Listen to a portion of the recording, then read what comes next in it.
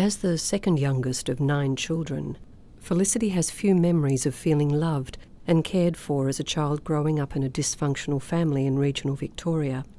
She recalled being a bright Year 6 student in 1968 when a teacher, Mr. Fielding, took an interest in her.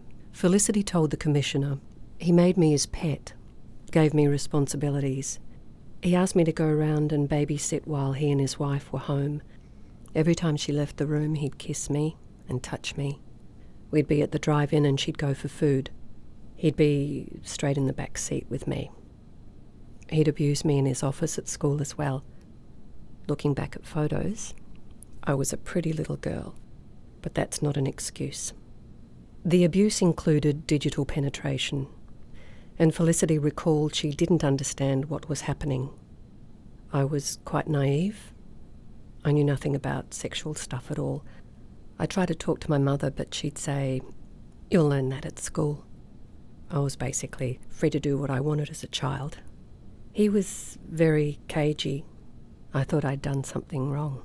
The boys at school would tease me, and I wonder if they knew what was happening to me.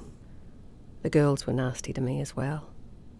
Felicity's father died in 1970, and she left school a year later at the age of 14. By 19, she had 2 children. It was pretty full on. My life just went from trauma to trauma. I had very few skills as the pattern goes. I moved to Sydney, mixed with the wrong people, fell in a dark hole, and I didn't care. I think I disassociated from it so much that I didn't want to admit it to myself, let alone anyone else. I managed to complete a degree as a single mum in my 40s. I'm very proud of that. I did the best I could. I just wanted to be shown as good somehow.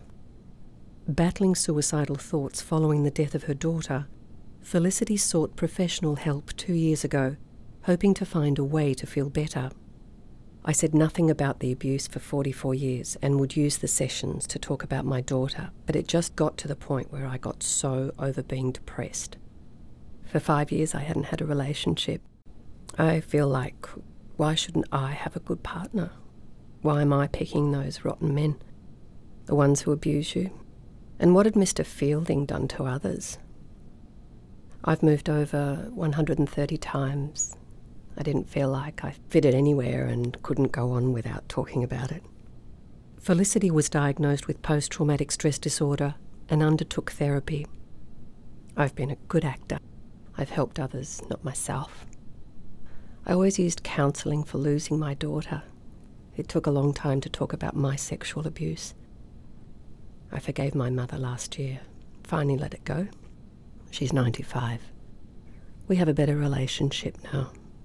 By telling her story, Felicity hopes to raise awareness of sexual abuse within the community.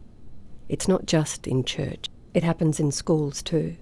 I used to think, why did that happen to me? What did I do wrong? I felt so useless. Then I think, I was 11. I was a kid.